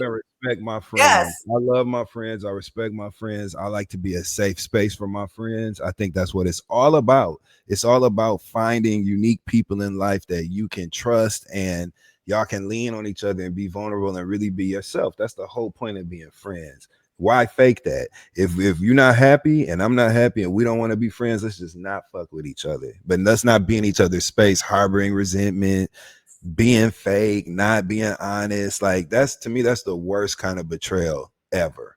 Like and also, just because you are uncomfortable and you're in a season of things feeling off, that doesn't mean you have to blow the whole thing up. Because guess what? In real friendships, you may sometimes have a thing where I wasn't fucking with you for whatever, a few months, so I didn't like how you moved, and you should appreciate the people in your life that are willing to confront you and say stuff to you that are that's uncomfortable. Because that's probably who really cares about you the most. The people that are willing to do that. The people that don't, they're like, I ain't gonna say shit to her. Fuck it. It's not that serious. Ain't that deep. They don't give a fuck. When it's deep for you and you confront and you tell them about themselves, that may not be your enemy. Sometimes the enemy is the person blowing that smoke up your ass, saying all the proper things, the fun things, building your ego up, telling you right about everything, you're never wrong. That be your biggest enemy, and the biggest lover be the one that confronts you about something and calls you out about when you fucking up. Lovingly, yes. Yeah. You know what I'm There's saying? a way to do it. There's a way to do it when you care about a person, because ultimately you want to see your friends be their best selves, right? You want to see them operating at a high functioning level that really represents who you know them to be. And sometimes they need a reminder. There's nothing wrong with, hey, I feel this way, you feel that way. Let's talk it out and come back to where we belong in this friendship. It's okay to have disagreements, but that's different than being a dirty fucking snake and trying to do shit behind my back or throw daggers and fuck up, or just being nasty and mean. That's what I'm talking about. Stay away from me, for real. So yeah. No, that's the thing. So, I mean, listen, confronted the way that Tia confronted Giselle about her fashions and said, I'm not going to take style advice from you. I thought, like, she said it to her face. That Tia was for the win. 100%. Tia is funny as shit. Not even trying. And she's smart, because that happened in a moment. That was quick, right? There was no delay. There was no words in between. She said, oh, well, fashion advice for you. Like, she went real quick, straight to it. And I was like, oh, okay then, Tia. Okay, I love there's your crumpet. Okay. No, I like Tia a lot. And like I said, I like Angel. My spidey senses does tell me something's going to happen between Angel and KK2. I agree with you, Dustin and Claudia. But Tia was great this episode. And it's funny because Tia is like how Stacy was last season. She's a slow burn. Like, Tia's a slow burn, but I think we're all going to be really surprised at her. But look, another great episode of Potomac. Yes. Potomac is really, really good this season, and I'm really happy about the direction the show is going in so far. So, Raindrops, let us know in the comments what you think. Dustin, Claudia, is there anything you guys want to promote that y'all got going on? Claudia. Amber Call on Thursday. Please watch it. I get emotional on the show. Just for a second though, because I'm gangster. And Accidentally Informed on Wednesday. Oh, Dustin, we didn't talk about this. He came out to dinner last week. He was so good. We had such a good time, and it was great. We missed it, Dustin. Why we missed it? Oh, he came to Denver and did our live show with Erica Cobb, Accidentally Informed, and we had a live audience, and there was so much love in the room. Like, we had a good time. We was getting into some things, and it was really good. And shout out to Erica. Again, yes. Y'all have a great team. Everybody at Accidentally Informed, and especially in the live show, so accommodating. Y'all's audience was great. They fuck with your show and they love you and Erica, and that is really the currency there, right? Because that's the life force of y'all's show. The audience really connecting, and that's there. So I was so proud of y'all. Erica looks so beautiful. You look beautiful. So cute. It was just great. I was so happy to be there. So thank y'all for even asking me to do that. Of course. We gotta all be in the same room though. Like, it's never been. It's like, I'll see you and Erica. Carlos is always jet setting. I mean, I am working on something. Where you at, Carlos? Tell us who you are. I am where I need to be. Claudia, Dustin, thank y'all so much for another Monday night. Yo, it's Mariah Carey. I'm a citizen of the world, darling. Oh, she said that. I love that. Claudia, I'm a citizen of the world, darling. There we go. There we go. But no, I hope that we all can be in the same room together. Me too. A studio. Very soon. A studio with a desk, and a table, cards, and a book. Miami, Atlanta, New York, LA. What do you think? I think East Coast is the Beast Coast, baby. Right, Dustin? The mug gonna be right here, and then these are my cards. I'm manifesting. Oh yeah. So talk to us about this. I was on the show, right? When I came out, the audience, like the energy, like, it can't wait. It so fun. It's so fun. Like, and then y'all just imagine when we get our show and God's ears, right? Imagine when we get our show and it's so well received and people respond to the authenticity and we get nominated for an Emmy and win that bitch together, like as friends. That would be so. Oh, if we won an Emmy together, like that just, I'm telling you, that would make my heart so I'm excited. I see great things. And then I don't have to do all these Tubi movies. Like, I don't have to work so hard. God. I'm getting like $50,000 a week. You know what I'm saying? We love a Tubi movie, girl. Bye. Oh, I just did another one the other day. So yeah, y'all gonna be I'm tired. I'm We tired. watching. No, but all the hard work is paying off. So yeah. All right. Raindrops, I love y'all. Let us know in the comments if y'all want to see me, Dustin Claudia, in person with a studio audience, live, whatever. Mm-hmm. Heavy on the whatever. Or whatever, wherever, and whenever. There you go. All right. Love y'all. Love you guys. Love y'all. Bye, Raindrops. See y'all next week.